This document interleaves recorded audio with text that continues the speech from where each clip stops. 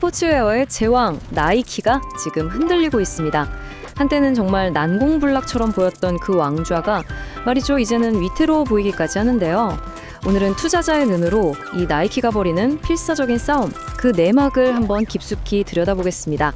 자, 우선 나이키가 도대체 왜 이런 위기에 빠졌는지 그 현실부터 한번 짚어보고요. 그리고 이 위기를 어떻게 뚫고 나갈 건지 새로운 전략이랑 혁신 기술들을 살펴보겠습니다. 그런데 또 발목을 잡는 것들이 있거든요. 그 위협 요인들, 그리고 이 모든 상황을 지켜보는 월스트리트의 냉정한 평가는 어떤지 하나씩 차근차근 분석해보죠. 이게 그냥 뭐 위기다 하는 말이 아닙니다. 최근에 발표된 실적 보고서를 보면요, 그 숫자 하나하나가 투자자들의 정말 충격에 빠뜨릴 만했습니다. 바로 이 숫자입니다. 마이너스 35%. 시장을 그냥 얼어붙게 만들었죠. 이게 무슨 뜻이냐면 1년 만에 순이익이 3분의 1 넘게 사라져버렸다는 거예요. 이건 그냥 실적이 좀 안 좋네, 이 수준을 넘어서 회사의 수익 구조 자체에 아주 그냥 빨간불이 제대로 켜졌다는 강력한 신호입니다. 자, 세부적으로 뜯어보면요, 문제가 더 선명하게 보입니다. 전체 매출은 뭐 그냥 그럭저럭 유지는 됐는데 순이익이랑 총이익률이 뚝 떨어졌어요. 그러니까 예전보다 훨씬 덜 남기고 팔았다는 거죠. 그리고 여기서 진짜 주목해야 할 게 뭐냐면 나이키가 그동안 엄청 밀어붙였던 소비자 직접 판매, 그러니까 DTC 매출은 오히려 줄고 옛날 방식인 도매 매출은 늘었다는 사실이에요. 아, 이게 기존 전략이 이제 한계에 부딪혔구나, 이걸 딱 보여주는 대목이죠. 와, 투자자들 입장에선 정말 피눈물 나는 시간이었을 겁니다. 2021년 최고점 찍었을 때랑 비교하면 주가가 60% 넘게 그냥 폭삭 주저앉힌 거니까요. 지난 몇 년 동안 올랐던 거 그대로 다 반납해버린 셈이죠.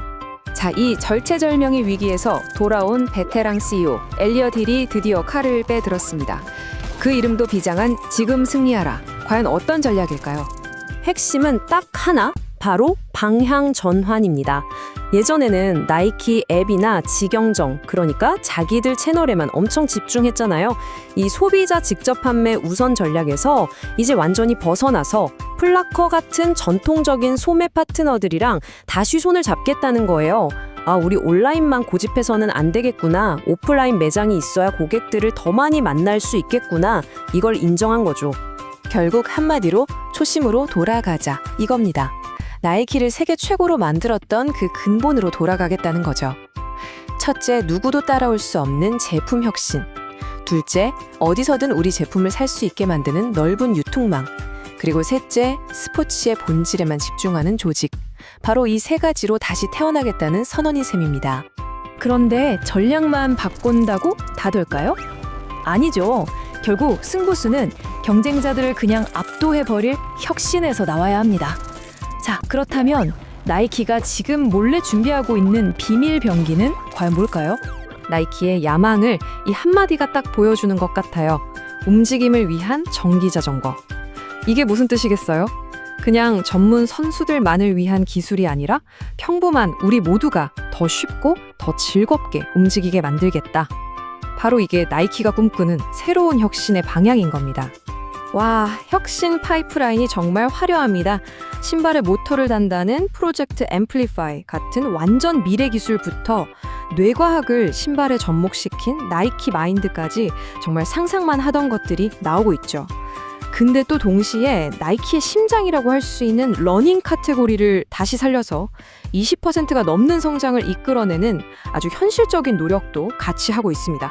하지만 나이키가 아무리 노력해도 혼자서는 해결하기 힘든 아주 거대한 장벽 두 개가 떡하니 버티고 있습니다. 바로 관세와 중국 시장. 피하고 싶어도 피할 수 없는 두 개의 전쟁터인 셈이죠. 나이키의 수익성을 지금 가장 심각하게 갉아먹고 있는 범인, 바로 관세입니다.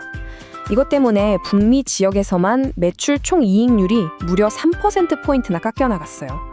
이건 뭐 회사가 어떻게 해볼 수 있는 게 아니잖아요. 정말 거대한 외부 악재인 거죠. 그리고 동시에 나이키의 가장 중요한 성장 동력이었던 바로 그곳 중국에서 전례 없는 침체를 겪고 있습니다. 데이터를 보면 상황이 정말 암울합니다. 한때는 나이키의 최고 효자였던 중화권 매출이 6분기 연속으로 떨어지고 있어요. 근데 더 큰 문제는요, 이게 나아줄 기미가 안 보인다는 겁니다. 중국 경기도 안 좋고 또 애국 소비 열풍 때문에 현지 브랜드들이 치고 올라오니까 나이키 스스로도 당분간 반등은 어렵겠다 이렇게 보고 있을 정도입니다. 자, 정리해보면 이렇습니다. 한쪽엔 유망한 새 전략이 있고 다른 한쪽엔 아주 심각한 외부 리스크가 있어요.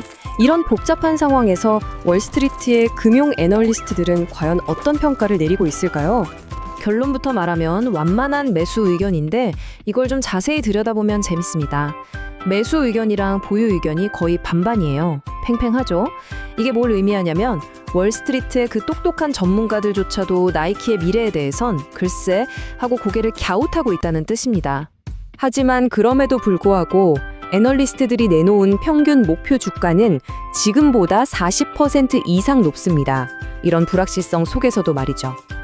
이건 만약에 나이키의 이 턴어라운드가 성공만 한다면 지금의 이 위기가 투자자에겐 정말 엄청난 기회가 될 수도 있다는 기대감이 반영된 결과라고 볼 수 있겠죠. 자, 이 슬라이드가 바로 투자자 여러분이 고민해야 할 모든 것을 요약하고 있습니다. 한쪽에서는 강력한 브랜드와 새로운 전략을 믿고 가자 이렇게 외치고 있고요. 다른 한쪽에서는 아니 중국이랑 관세 문제가 너무 심각해서 저걸 넘기 힘들 거야 이렇게 보고 있는 거죠. 여러분이라면 어느 쪽에 베팅하시겠습니까? 결국 우리 앞에 남겨진 질문은 딱 하나입니다. 지금 나이키가 겪고 있는 이 위기가 한 시대의 아이콘을 정말 싼값을 살 수 있는 어쩌면 다시 오지 않을 절호의 기회일까요? 아니면 앞으로 아주 길고 험난한 마라톤의 시작을 알리는 위험한 가치 함정일까요?